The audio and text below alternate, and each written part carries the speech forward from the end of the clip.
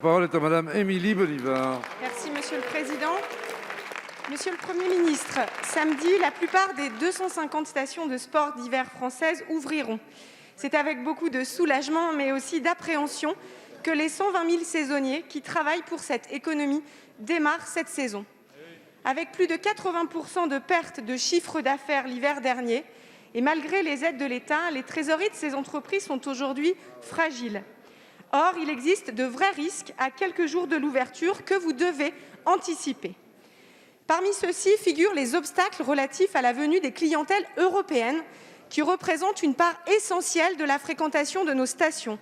Alors qu'aucune homogénéité vaccinale ou sanitaire n'existe au niveau européen et que la France imposera quant à elle au 15 janvier un pass avec une 3e dose, pouvez-vous nous indiquer aujourd'hui si vous acceptez un statut vaccinal valide selon la législation sanitaire du pays européen d'origine?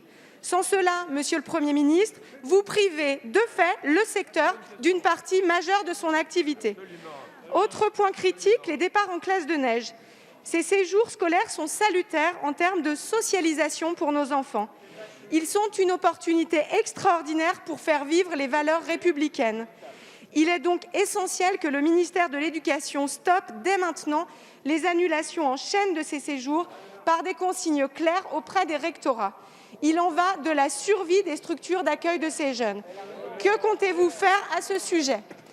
Enfin, alors que des incertitudes fortes perdurent sur le niveau de fréquentation globale en raison de l'épidémie cet hiver, pourquoi ne pas lancer, Monsieur le Premier ministre, une grande campagne de promotion nationale sur la montagne auprès de nos concitoyens? Cette filière économique, fruit d'une politique du général de Gaulle et de Georges Pompidou, est l'une des rares où la France est leader mondial. Sachons la reconnaître, la protéger dans cette période incertaine et la préserver comme un héritage précieux. Je vous remercie. La parole est à Monsieur Jean-Baptiste Lemoyne, ministre délégué chargé du tourisme, des Français de l'étranger, de la francophonie, des petites et moyennes entreprises. Merci beaucoup, Monsieur le Président, Mesdames et Messieurs les députés, Madame la députée Émilie Bonnivard. Nous l'avons sauvé la montagne l'année dernière en mettant en place 6 milliards d'euros d'indemnisation. Et aujourd'hui, nous avons, je crois, justement un droit à l'optimisme raisonnable. Tout simplement parce que cette saison, elle a été préparée minutieusement avec les professionnels, avec les élus des stations de montagne. Le Premier ministre a ainsi annoncé il y a quelques semaines les conditions dans lesquelles les stations, justement, demeuraient ouvertes, avec l'utilisation du pass sanitaire. Et d'ailleurs, les Français comme les étrangers ne s'y sont pas trompés. Ils plébiscitent aujourd'hui les destinations de montagne pour les vacances d'hiver et c'est heureux. Les taux de réservation ont rejoint ceux de 2019. Il nous faut aujourd'hui, naturellement, j'entends les craintes, les inquiétudes par rapport à la 5e vague. Et de ce point de vue-là, il n'y a pas de mystère. Pour s'en sortir, c'est la doctrine du pass sanitaire, ce sont les rappels et naturellement cela s'applique à toutes les clientèles, qu'elles soient nationales ou européennes.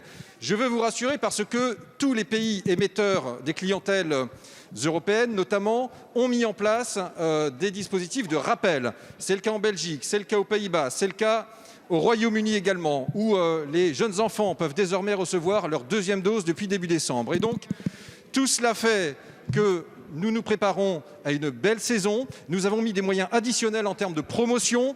Nous avons, vous l'avez vu, invoqué les bonnes mannes pour que la neige soit là. Elle est là. Et donc, c'est naturellement tout tendu vers le succès de cette saison que nous sommes.